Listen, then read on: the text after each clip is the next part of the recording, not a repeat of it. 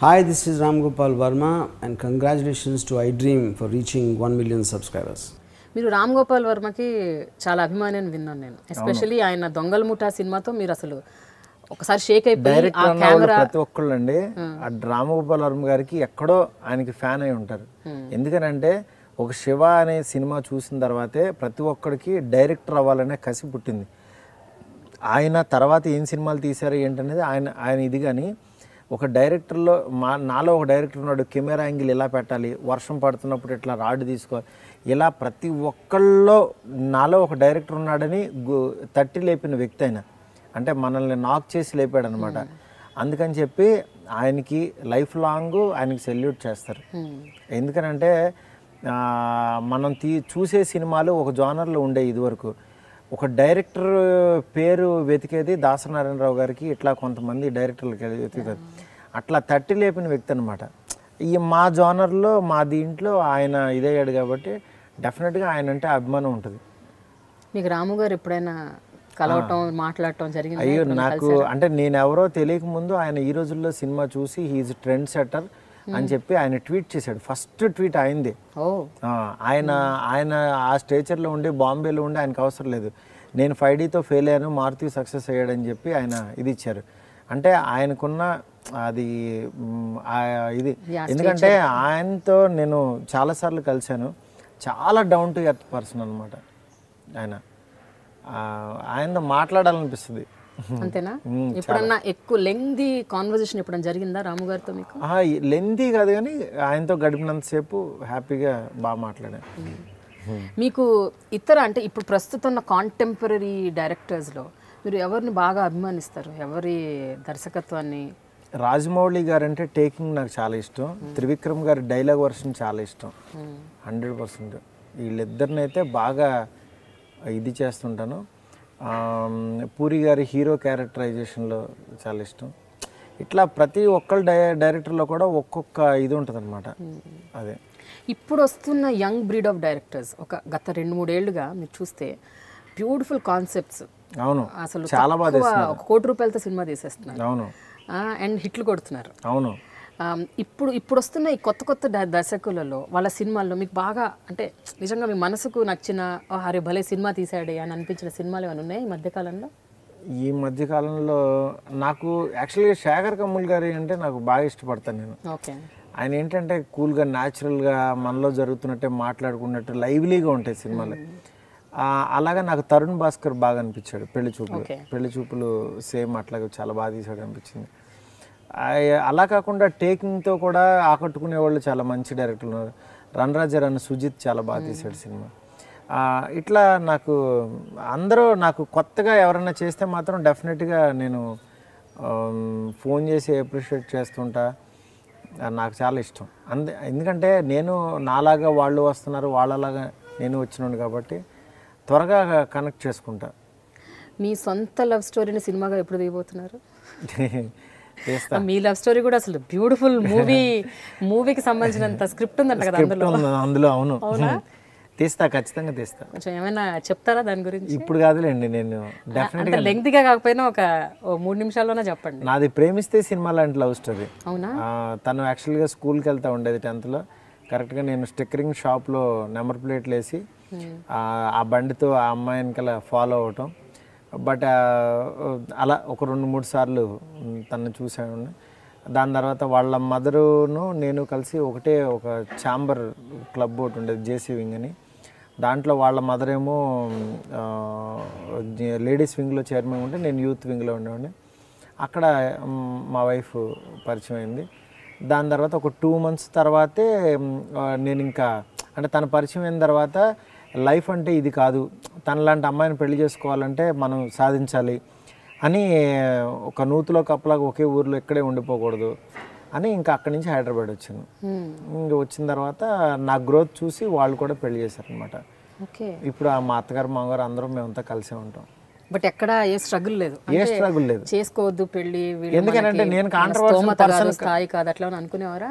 వాళ్ళకి మేబీ వాళ్ళల్లో ఆ ఒపీనియన్ ఉండొచ్చు. అంటే ఇప్పుడు ఆడపిల్లని ఇస్తున్నారంటే భయపడతారు కదా, అంటే ఇతనికి సరైన ఆస్తి లేదు, ఏం లేదు, మనిషి మంచోడని మనం ఇచ్చేస్తున్నాం, కరెక్టేనా కాదని 1-4 సార్లు ఆలోచించుకుంటారు కదా. But now they are very happy. వాళ్ళు ఇలా చూసుకోవటం వాళ్ళకి. కానీ వాళ్ళకి ఎక్కడ అబ్జెక్షన్స్ లేవా?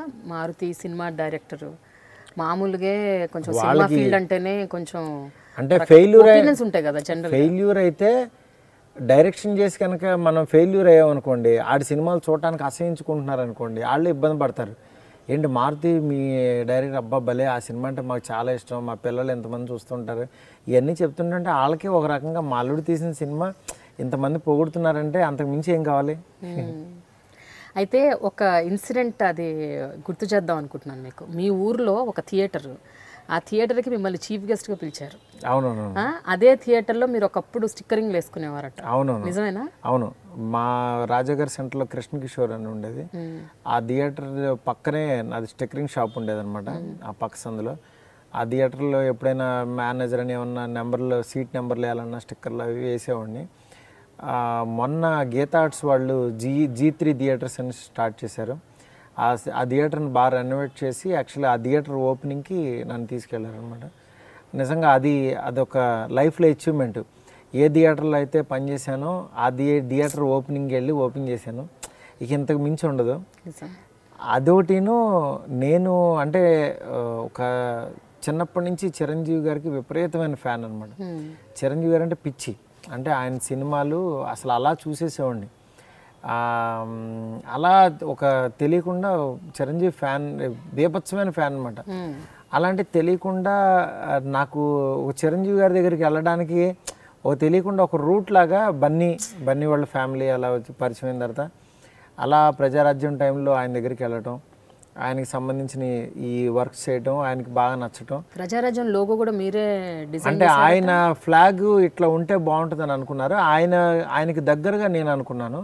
అప్పుడు మా ఇద్దరిది మ్యాచ్ అయ్యి ఆయన కరెక్ట్గా నేను ఏదనుకున్నాను అదే చేసావు నువ్వు, నా పక్కన ఇంత మంచి టాలెంటెడ్ అనుకోలేదు, నువ్వు నాతో వర్క్ చేయనన్నా అని చెప్పి అన్నారు. నిజంగా ఈరోజు నేను డైరెక్టర్గా అన్నం తింటున్నానంటే కేవలం చిరంజీవి గారే. ఎందుకంటే నాకు అసలు ఈ సినిమా ఫీల్డ్ వద్దనుకుని మధ్యలో కొన్ని సినిమాలు డిస్ట్రిబ్యూషన్లో డబ్బులు పోయిన తర్వాత వద్దనుకుని వెళ్ళిపోయిన తర్వాత మళ్ళీ ఆయనకి ఒక షర్ట్లు కంపెనీ పెట్టామన్నమాట, వృషభం అని. ఆయనకి షర్ట్లు కుట్టిద్దామని వెళ్ళామన్నమాట. ప్రజారాజ్యం టైంలో లెనిన్ కాటన్తో మంచి షర్ట్లు చేద్దామని వెళ్తే, నీ డిజైనింగ్ సెన్స్ అది బాగుంది, నువ్వు ఇంకేం చేస్తుంటే ఈ లోగోలు అవి చేస్తుంటాను సార్, కళ్యాణ్ గారికి ఇట్లా జే లోగో చేసి ఇచ్చాను, ఇది అన్న. నేను ఫ్లాగ్ చేస్తాను సార్ అన్న.